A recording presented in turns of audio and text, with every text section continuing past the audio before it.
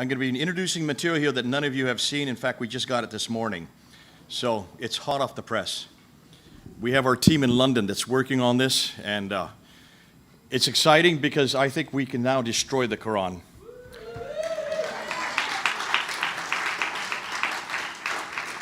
But this is just for you to know. I don't want any of you doing this material unless you know how to handle it. So that's why I'm saying put your pens down, just watch. You're going to get the PowerPoint. It's going to be on the flash drive that they're put up. So you can enjoy it, you can use it, and you can give it to your Muslim friends. This PowerPoint you can give to your Muslim friends. They need to see it, but they need to also answer to it. So let's get right into it because there's an awful lot of material. I think I have 121 slides. So let's go right into it. What Muslims claim about the Quran. Now, remember, there are four things that all Muslims claim, and this is why it's important that we get into this, engage on this. First and foremost, they would always, you get this polemic by Muslims against us saying that we have corrupted our Bible. You've heard that, right? And they say we don't have the originals. They believe they do have the originals, and they believe that this book here, that I have in my hand here, is uncreated. That's the first claim they make. This book was created, was not created. It has always existed, and that's because the Quran itself makes that claim in chapter 85, verse 22. Secondly, they believe this book was sent down to a man named Muhammad between 610 and 632. So that 22-year period, this book was sent down piecemeal over that 22 period via the angel Gabriel from that eternal tablet that exists in heaven. Number three, that it was not completed during his lifetime. It was not completed until for another 20 years when he died. I'm sorry, when Uthman was caliph, so 20 years after he died. And number four, that this book I have in my hand today is unchanged. So this is the exact same book that was created by Uthman in 652 that exists in heaven on those eternal tablets. Those are the four claims they make. I've been saying this, and I've been using these four since 2014, but you can ask any Muslim if that's true. And every Muslim will have to agree to those four claims, except maybe the liberals. But the liberals only make up 1%, so they're not really important to our discussion. Now, do we make that claim about the Bible? Please don't. We would not say our Bible is uncreated. We know it was created. We know who wrote it. We know the names of the authors who did write it, and we would put their names on the books of many of the books they wrote. The Bible was not sent down because it was written on earth. It was written by men on earth, about 33 different authors in their own languages. The Bible was complete. That's one claim that we would make. It was complete. The original autographs were complete. But number four, it has been changed, and we know where it's been changed. And so we do stipulate, and we put in our Bible a line right there in Mark chapter 16, verse 9 to 20. We put a line warning the readers that these next verses are not found in the earliest Greek manuscripts. We would say the same thing about John chapter 7, John chapter 7, verse 53 to John 8, verse 11, and 1 John chapter 5, verse 7. Those verses, we warn the readers that they are not in the earliest Greek manuscripts. So we would not make these four claims except for number three.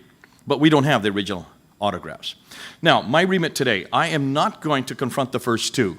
How can I confront eternality, and how can I confront what happened in the 7th century? What I'm going to confront are the last two, and that's all that we are asked to confront. And so I'm going to demand that if the Muslims are going to make a claim that the Quran was compiled completely at the time of Uthman, and that it has not changed since then I'm going to demand one Quran, one manuscript of the Quran from 652 that's complete. That means 114 surahs that is exactly like this book that I have in my hand today. And can be dated to the mid-7th century. Is that too much to ask? Now, more than that, they're going to make that claim, and you're going to see why I'm confronting that.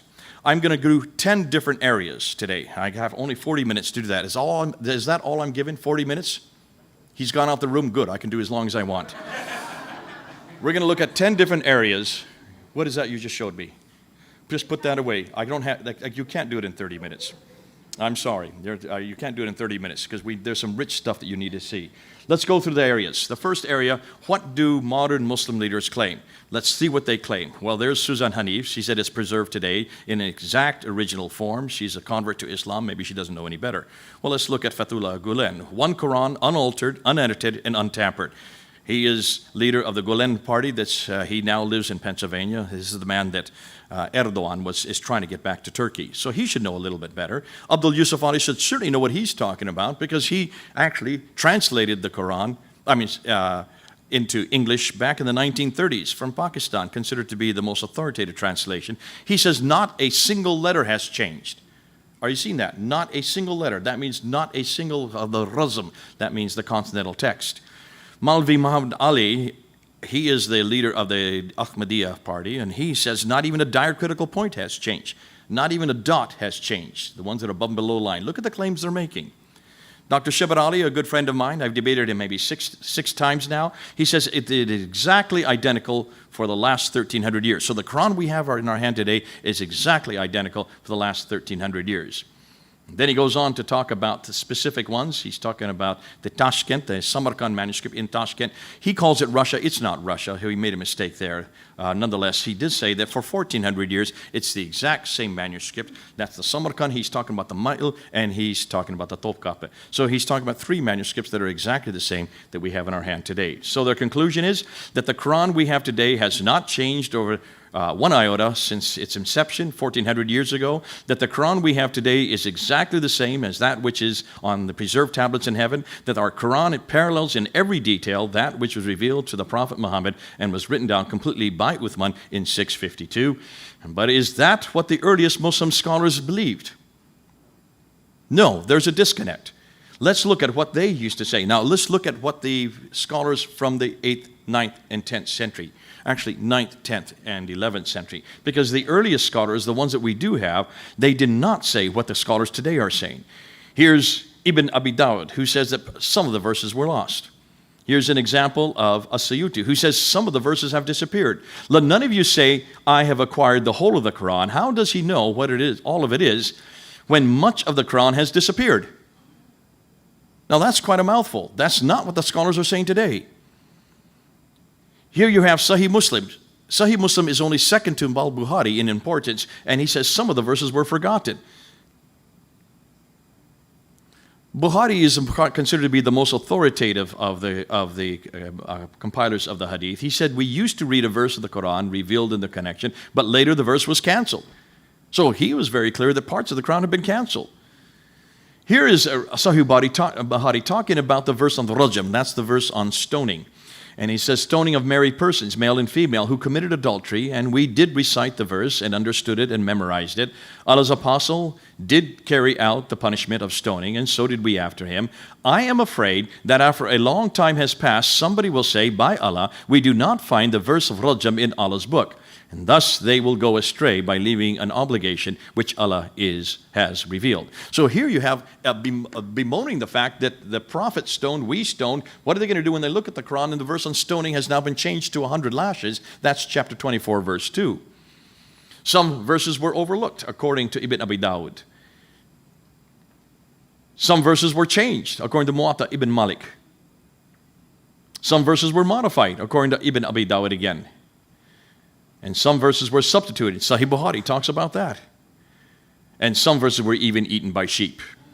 The verse of stoning and of breastfeeding an adult 10 times was revealed, and the paper was with me. This is Aisha referring to that. Under my pillow, when the messenger of Allah died, we were preoccupied with his death, and a tame sheep came in and ate it. I have a feeling she probably gave it to the sheep. So, lost, disappeared, forgotten, canceled, missing, overlooked, changed, modified, substituted, eaten by sheep. Does this sound like a book which was compiled perfectly and completely like the modern scholars are saying? Does this not imply intentional human interference or intervention right through its initial compilation? So now let's look, and let's don't go to the historical one. I'm going to skip that one. I'm going to go right to the compilation.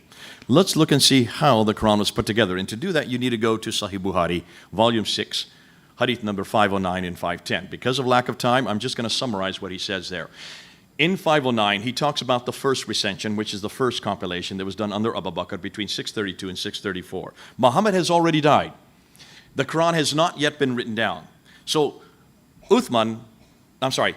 Abu Bakr and Umar are there, and they are reminiscing about the fact that there is a problem here because many of those who had memorized it had died in the Battle of Yamama. What are they going to do? If all of them died, they're not going to have any Quran. So they get Zayd ibn Thabit, who is the secretary of Muhammad, to come, and they ask him to write the Quran down. He says, how can I do something the Prophet has not done? They said, nonetheless, it's a good thing to do it. So he said, okay. So he goes to bones and stones and pieces of bark in people's memory, and he compiles the first Qur'an. That's the first recension. That is given to Hafsa, one of the wives of Muhammad, and she puts it under her bed and leaves it there for 20 years. Then we get to chapter 6, verse 510. Now we're 20 years later. We're not in 632 anymore. We're now in 652. Uthman is now in power.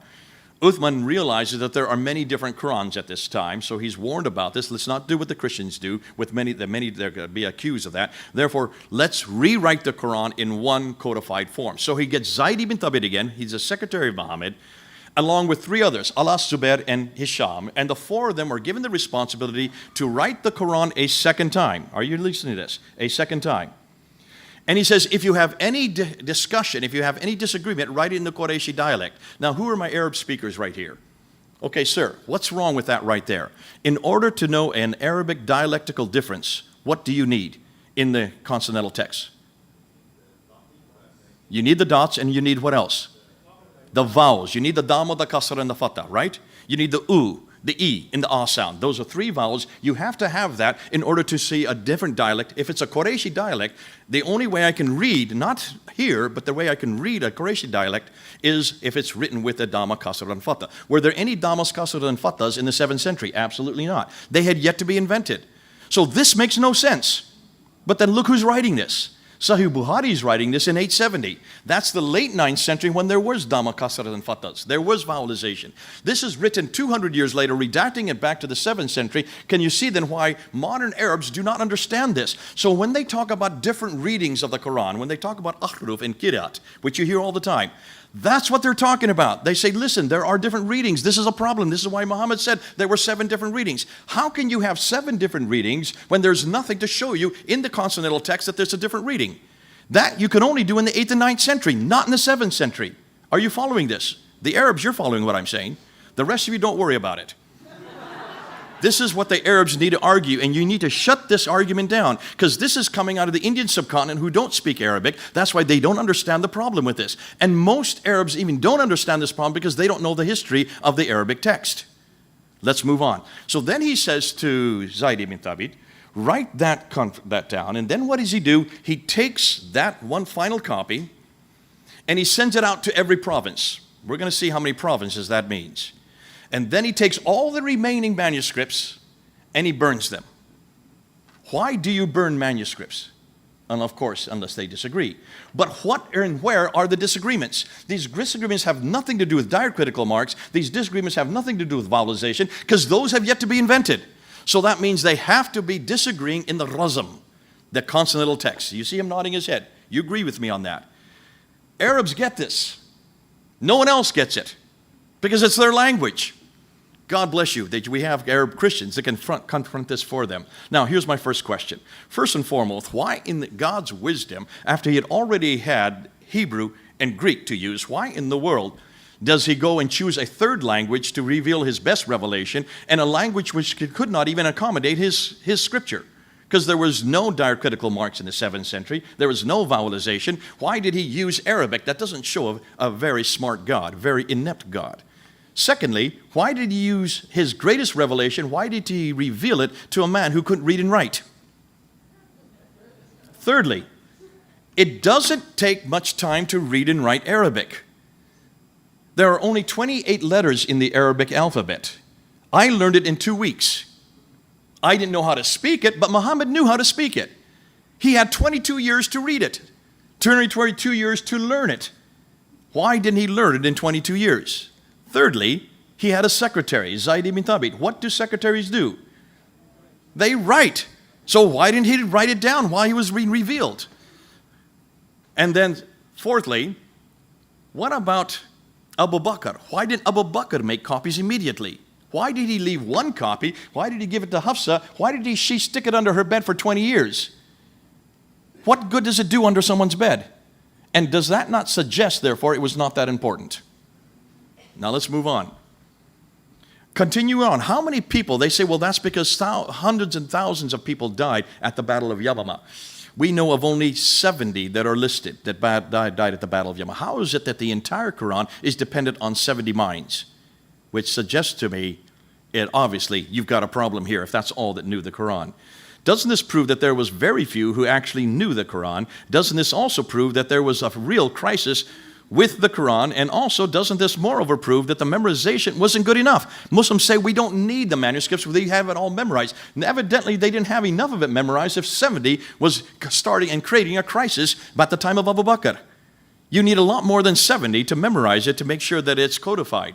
Concerning Bukhari 5:10, how could there be dialectical differences? I already talked about it. And why did they then have to burn that which didn't agree? Now let's look at what they did. They took that one copy and they sent it Basra, Baghdad, Damascus, Jerusalem, Cairo, Aden, Herat, and Nishapur. 9 different cities. We know of 9 cities that they sent this manuscripts to. That means 9 cities should have that manuscript today, because we're only talking about 1,400 years ago.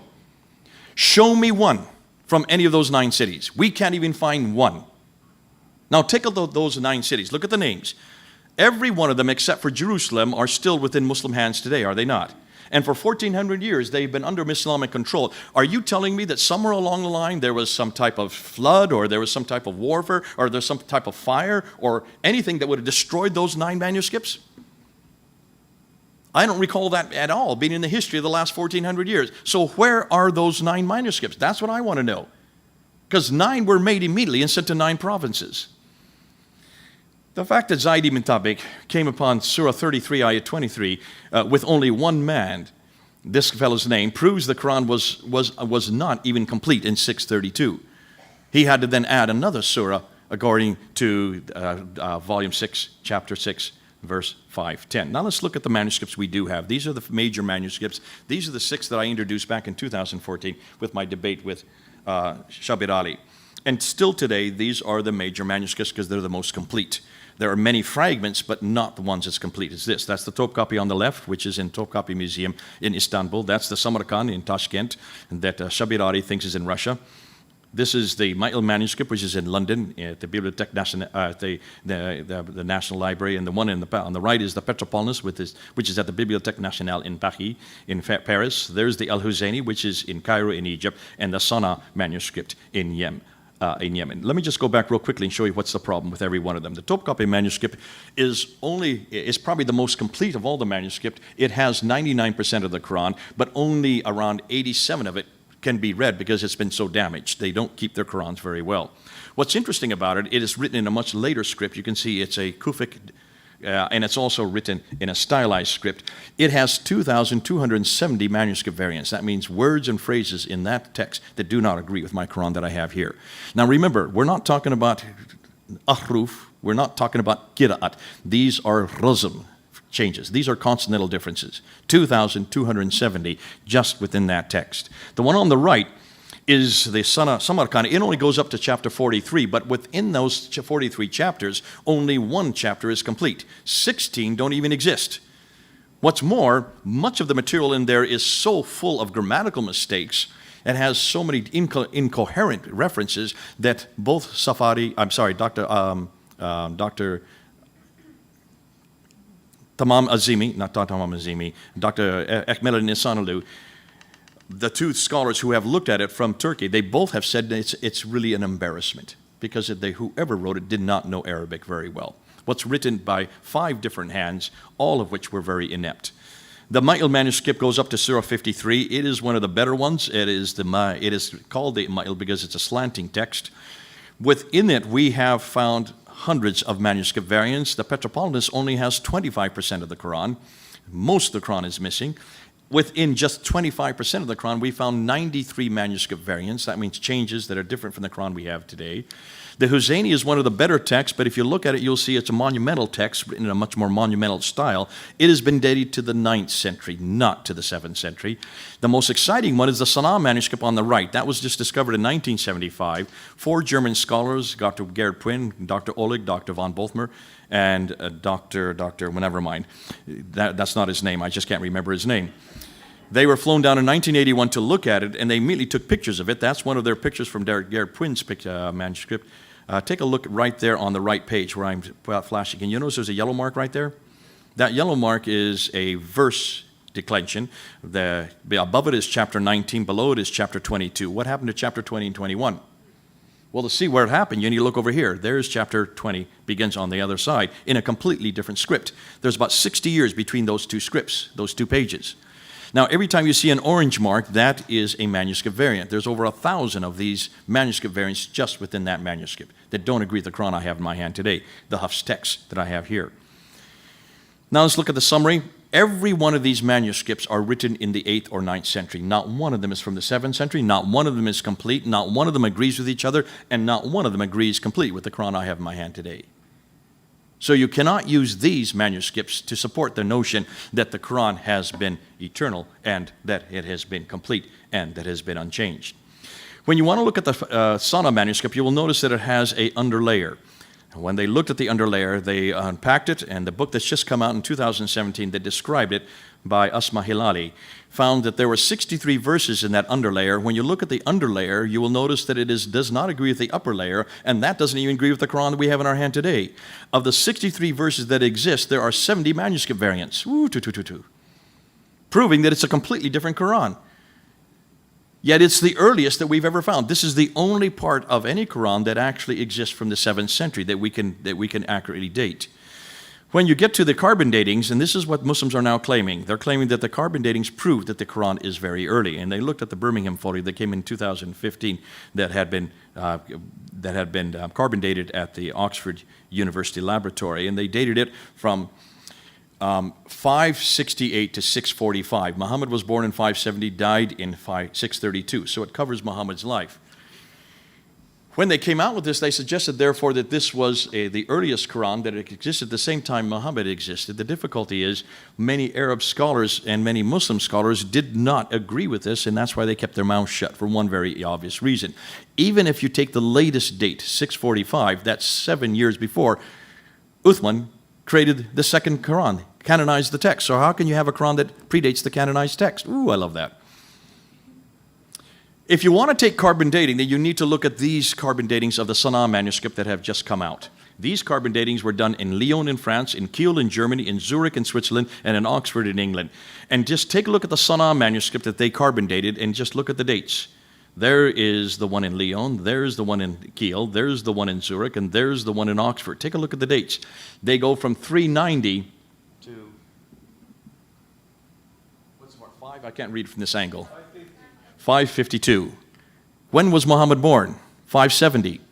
That means they predate Muhammad's life by over 100 years, in some cases 200 years, which means they predate Muhammad, they predate the Quran, they predate Islam, and they also predate, take a look at it, they also predate Uthmanic recension by over 100 years. So are you going to go without carbon dating? You cannot just pick and choose which one you want to go with. You have to go with all the carbon datings, proving that carbon dating is very inexact. Be careful of carbon dating. You need to go with the paleographic evidence. The paleographic evidence is very clear that it is all of these manuscripts are much later, especially the Sana'a manuscript. Now, let's look at the diacritical marks. Now, take a look at those two manuscripts. Can you notice there's no dots in them? That's what Arabic looked like in the 7th century. No dots above them. There you have the Samarkand manuscript on the left, and you have the Sana on the right. Now, why is it that it's important to have the diacritical marks? Well, as I said, there are 28 letters. But the Aleph, the Lam, the Kaf, the Ha, and the Mim. One more. There you go. Wow. Little embarrassed. Those 6 do not need any dots. So of the 28, 22 letters need dots. The other 6 do not. That's why you have to have the diacritical marks. That's why they had to be invented. What do I mean by that? Well, let's take a smiley face here. When you put 1 dot above it, it's a noon. When you put 2 dots, it's a ta. 3 dots, it's a tha. Now, when you put that same smiley face and put 1 dot below it, it's a ba. 2 dots, it's a ya. If you take all of them together, you have a na, ta, tha, ba, ya. 5 different letters from just 1 smiley face. Can you see the problem? If you have 3 smiley faces together, like most letters are, most words have 3, you always have 3 letters to a word in Arabic. That's the root word, am I correct? That's why you always take the first 3, the 3-worded letters is where you start your dictionaries. If you take just 3 letters, 3 smiley faces together, you can get 19 different words just depending on where you put the dots. Can you see the confusion in why you then had to have some type of qirat, some type of akhruf, some type of understanding what the text was saying? And that's why the variants existed. Now take a look at that picture right there. Those are 26 of 32 that Hatuntash has now been able to collect around the Muslim world just by looking at going to the marketplaces. When you look at those texts, those you can buy in the marketplace today. We've got all 32 of them. That's just the first 26 she was able to discover. Each one of them is different. Those are all in Arabic. None of them are translations. They come from these men right here that you see on the right, from 5 different cities, in Basra, Baghdad, in Mecca, Medina, and also Damascus. When you look at those 5 cities, you will notice that every one of those cities, which supposedly had Qur'ans in them, had teachers who then trained different students. When the diacritical marks were then being introduced in the 8th and 9th century, they had so many disagreements that you had many students come out with many of their different Qur'ans. Just by looking at just 23 of those Qur'ans, we're just still going through it, just by looking at 23 of those Qur'ans, we've already now noted 93,000 differences. 93,000 differences. Can you see then why Muslims are being duped when they say the Qur'an has never changed? Let me show you what happened when in 1924. That one I've just circled is known as the Hafs Qur'an. Only one was chosen. He is a student that came from Kufa. He died in 796. That's 144 years after Uthman. And yet that's the Quran that we have in our hand today. One man, he died 144 years after Muhammad, never knew Muhammad, never even come from Arabia. He came from Kufa, which is in Iraq. Why was his chosen and the others not? Because we now know that there should be 39 different Qurans. We've already found 32. We're going to get the other 7 yet. Just hold on, we'll get them. Because they're on sale in most of your bazaars in Morocco and also in Yemen and in Jordan. That's where we're getting them. What's fascinating, and Muslims have never been told this. This is the lie that you're not hearing. And probably for many of you, this is the first time you've heard it. Now, let's look at some of the examples. Most of them Muslims like to go to Surah 1, Ayah 4, the difference between Maliki and Maliki. Well, that's not much difference. That's not the biggest problem. Look at this one, chapter 3, verse 146. Qatala versus Kutila. One is fought, the other is killed. Now, it's talking about a prophet. Do prophets fight or are they killed? Well, if I'm a prophet, I like to know that I'm just fighting and not being killed, thank you. So that has a huge difference depending on what the subject is on that one. Here's in chapter 43, verse 19. It's Ibadu versus Inda. One is slaves, and what's the other one? In the presence. Now, this is fascinating because are the angels that it's talking about slaves of Allah or simply in the presence of Allah? Or is it the slaves of those in Allah's presence who will be male or female? Well, if I were an angel, I would prefer being in God's presence than his slave. And if I were an angel, I would prefer if only the slaves were made females. I would not prefer the slaves be made females because I'm a male. This would have huge amount of importance depending on who's reading this. Can you see how this changes the context? You could do a doctoral thesis just on that one variant there.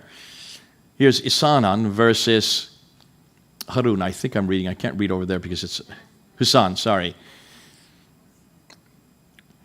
And the difference in one is doing good and the other is beauty. Now, if I'm a parent and I have a child, I would like my child to be good rather than just beautiful as a parent. But it depends on which reading you're going to read. And that's why all of these have a huge import on how you read the Quran. I won't get into this one here because there's about 70s that I could get into. We don't have time to do that now. Get my bigger, the Quran PowerPoint, and you can get all the 70 that we looked at. We have we have 93,000 yet to get through. I've just shown you 3. But can you see how these damage the theology of the Quran and damage the authenticity of the Quran? Now we get into the earliest extant manuscripts. The critical edition of the Quran.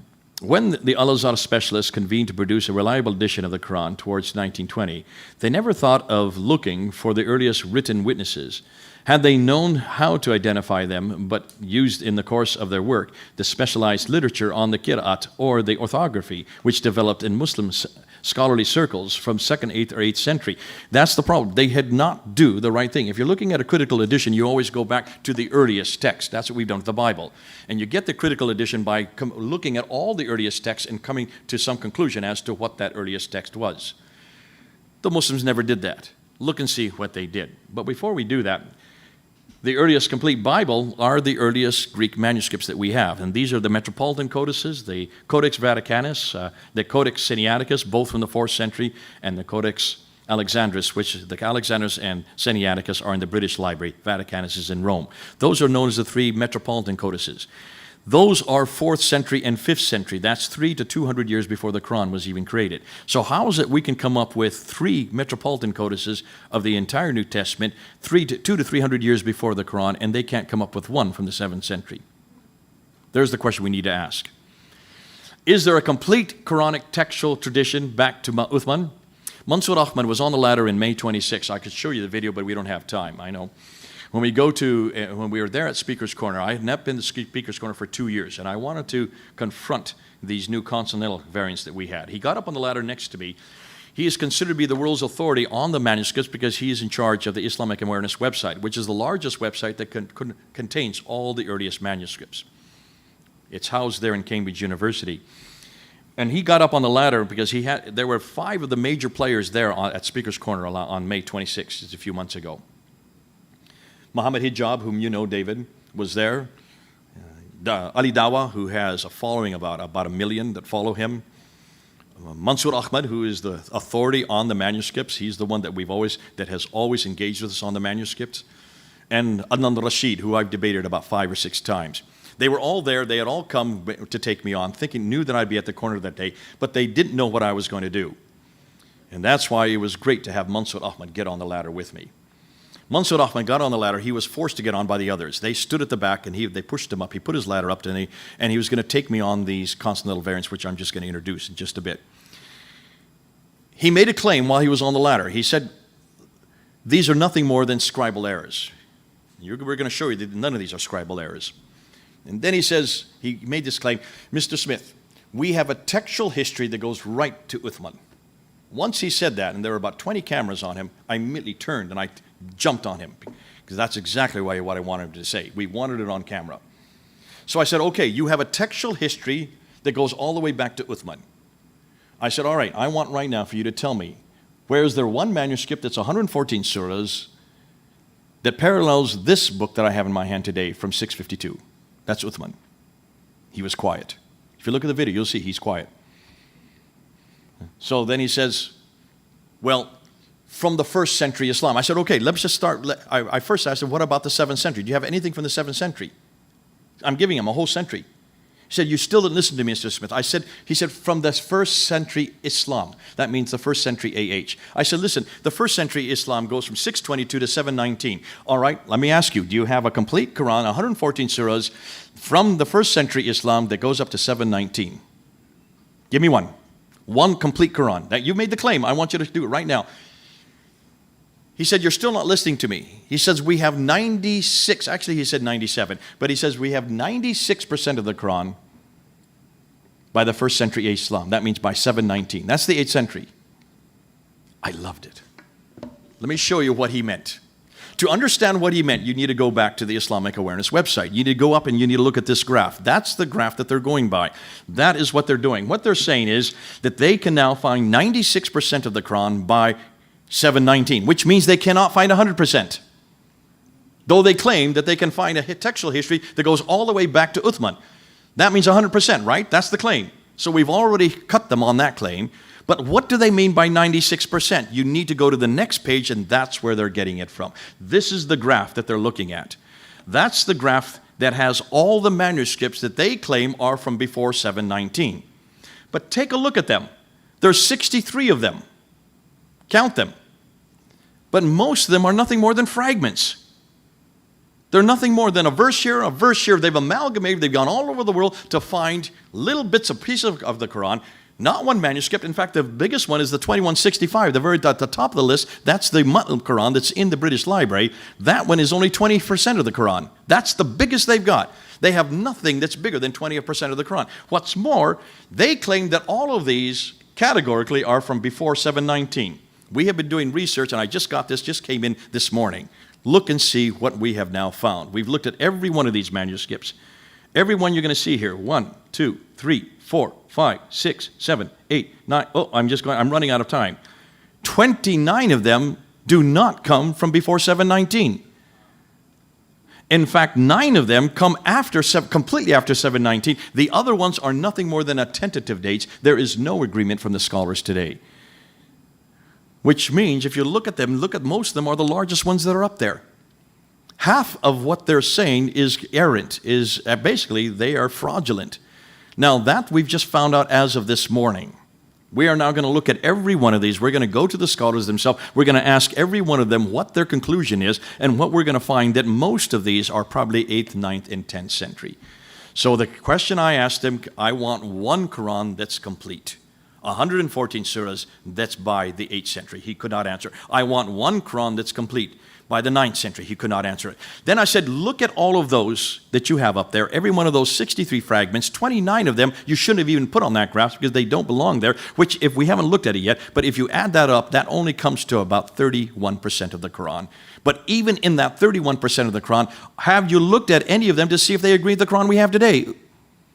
They haven't looked at any of them. So how can they make this claim? Well, there is one man that has started to look at them, and his name is Dr. Dan Brubaker. Dr. Dan Brubaker is a good friend, and he is the first one to actually publish. He actually published this book. How many of you have been able to buy this book?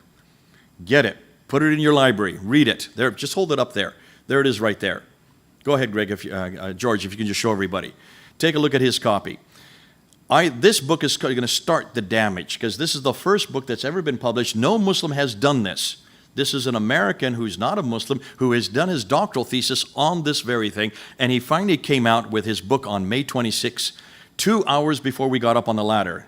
He published this book, which means that we can now support it. We can now look at it. That's just 22 of 4,000 that he's found.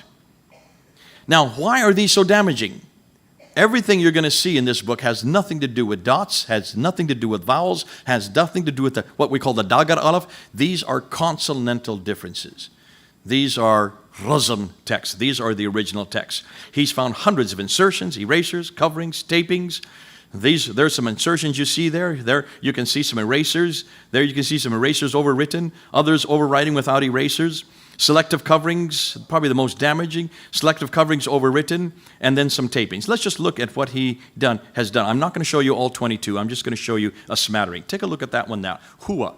Can you see the word huwa, where the green arrow is, has been added at a later date? Can you see it's a smaller set of letters? And yet it's been added at a later date. It has no vowelization. What's interesting is you don't need the huwa there. He is. You don't need it. It's understood. So why is huwa been added at a later date? The only reason it's been added is so that it now supports the Hafs text, this text that I have in my hand. Here you have an eraser in a Petropolitanus, lahum. It used to be laha. Now what's fascinating, lahum, for them, should be for him, and it's been made plural. But that still is not needed. You don't need the lahum there. So why have they erased it and written lahum after? So that it supports this 1924 Hafs text. Take a look at this. 1, 2, 3, 4, 5, 6, 7, 8, 9. 9 different instances where Allah has been added to the text. Did they forget God's name? 9 times they've forgotten God's name. In every one of those cases except for the yellow one at the bottom, all the ones encircled in green, every one of those, the only reason you need Allah there, you do not need Allah there, it's understood by the context that it's talking about God. The only reason they have added Allah's name is so that it supports the 1924 Hafs text. Am I beginning to sound like a broken record? In every case, they have used it to standardize the text to the text we have today. Here you have an eraser from Surah 30, Ayah 9. Can you see it's an eraser? It's obvious they're not trying to hide it. There was a word there. It's no longer there. I have no idea what it used to be. Here is the cover of the book. There are 4 different changes there, corrections. In one case, you can see the Ilahi, which is up at the top, has been left in. It should not be there because that doesn't support the 1924 text. So Allah, which is out in the margin, has been added. It should be where the Ilahi is. They then rewrote the Ilahi in, and they put this out in the margin, showing that they're going to put it in at a later date. That now parallels the 1924 Hafs text. In every case, when you see these amalgamations, when you can see that here's an entire line between the lines that has been added, they're not trying to hide it. They're being very transparent about it. It was obvious that that was added at a later date. Here you can see where al-sama, which is the 7, has been added above the text. Here you can see bimithli has been added in between. It's a much smaller text. Can you see it's with a smaller nib? And it has dots and it has also vowels. So there you can see it was added in the 9th or 10th century when they were then invented. And here you can see Allah has been added out on the outside. This is from the Topkapi manuscript. Here's an eraser overwritten in the word bounty. And that is written, you can see where the text, they haven't even tried to hide that which they've erased. Here you have lahum. It used to be laha. Or I'm sorry, that's cool. It used to be kal. Now it used to be kala. Now it's been changed to kalu. He said has been changed to they said in 2 different manuscripts at the same place on Surah 34, Ayah 35. Why have they changed it from singular to plural? Because it now supports the 1924 Hafs text. Then I want to show you ones that are leaving gaps. Here's erasers overwritten nearly to a full line. Now take a look at this page here. 8 different coverings. 8 different corrections on one page. Can you see? When you read what's left behind, that now supports the 1924 Hafs text. But it's so ulta-pulta, it's hard to read.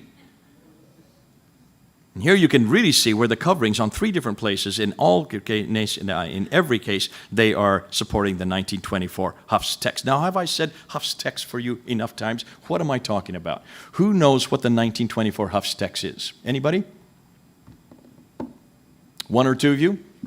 Well, I've given you the date, 1924. So what is this 1924 Hafs text? In the city of Cairo, only in one city, the Department of Education in the city of Cairo noticed that whenever they had standardized testing for the students there, every one of their answers was different because they were using many of the different Qur'ans. They were using the Warsh, they were using the Al-Duri. In fact, there's 2 Al-Duris. There's 7 different Hafs texts.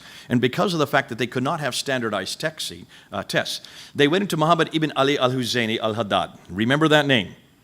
This is the man that was given the responsibility to choose the final Qur'an. He then went back to these 39 and he chose that one. He is the one that's responsible for choosing the Hafs text, but only for the schools in Cairo, nowhere else. So when you hear the 1924, all we're talking about is one city. He then took all the remaining texts, all the remaining manuscripts, he took them out into a boat and threw them into the Nile, which means they're still there today. Anything that disagreed, he threw into the Nile. Now, in 1936, the Egyptian government realized what a successful model it was for the city of Cairo, and they decided, therefore, to make it for Egypt-wide. And they call it the Farouki edition, named after King Farouk, who took power in 1936. In 1985, King Fahd in Saudi Arabia saw how successful it was for Egypt, decided to make this text, the Hafs text, universal for the whole world. That's 1985. How many people in this room are older than 1985? Every one of you is holding up your hand is older than the Quran. This Quran is only 34 years old worldwide. Now, put your thinking caps on. Every one of these consonantal variants, these corrections that I've shown you, have you noticed? Dr. Dan Brubaker has found 4,000 of them. Every one of them that we're finding are now standardizing the text to this text. How do you standardize a text unless there's a standard that is understood? And when was the standard created? I leave that with you. God bless you. Can you see now what we're now doing? Let me just summarize this before you come up.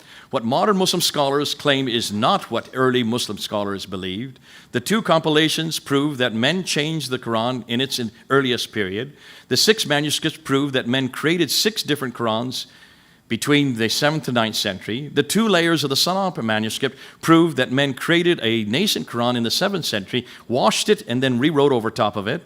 The 4 carbon dated lab reports prove that men borrowed stories created before the Quran. Let me go back here. The 32 different Arabic Qurans prove that men even today still read a variety of Qurans. The 63 fragments employed to find just 96% of the Quran proves that they still don't have the original, while 29 of them are either tentative or have no sources. The 4,000 consonantal variants prove that they are possibly still changing and standardizing the text even today. And the 36 non-Hafs Qira'at variants that they did not use, which were dumped into the Nile, prove that when Muslims find problems with the Quran, they either burn them, or wash them, or erase them, or cover them, or sink them to destroy the evidence. Finally, from what we have researched and found, what we can say is the Qur'an was not created by God at all. The Qur'an was not sent down to Muhammad. The Qur'an was not completed by Uthman. The Qur'an was changed in the last 1,300 years. And the Qur'an was finally compiled in 1924 and made official in 1985. Thus, the Qur'an is a mere 34 years old. Consequently, many of us in this room are actually older than the Qur'an. Now, for those of you who want to know more about this, we are doing, and here's the, if you want to get a brochure, you can get it down there. If you want to sign up also for the Fander course, this is the Veritas. These are the lectures I'll be doing next month here at Costa Mesa. And there's the information you can get. The Fander course, I'll just say one real quickly. We're putting the Fander course on. I've just asked them to extend the period for registration for 1 week so that any of you who want to take the Fander course can apply for it. But you need to sign up on my sign-up sheet over here before today. This is the last day that they have open for registration because it starts next Tuesday. That comes to your laptop. You can be anywhere in the world. It's 24 courses. It starts next Tuesday, and it goes till next April. It's a 2-hour lecture per 24 lectures. You don't have to be live to watch it. You can pull it down at your own leisure. God bless you. Can you see how that everything I've said, but before I end, I just want to end on one note. Have you noticed everything I've said is not a Christian polemic? Remember what Eddie says, that we're to confront and use polemics? Everything I've said this afternoon has nothing to do with Christianity. This is as neutral as you can get. This is a historical polemic. The claims they make about their Bible, however, we would never make about their Quran, however, we would never make about the Bible. But let me just say one last thing. This is not the only Word of God we have, right? Do we have another Word of God who took on flesh and dwelt among us? The Logos, is he also not called the Word of God? Well, let's see if these 4 things work for him. Jesus, is he eternal? Was he sent down? Is he complete? Has he never changed? Woo! The 4 things the Muslims are looking for in this book, we've got in Jesus Christ. So everything they want, we've got. Folks, bring them home. Bring them home. God bless you.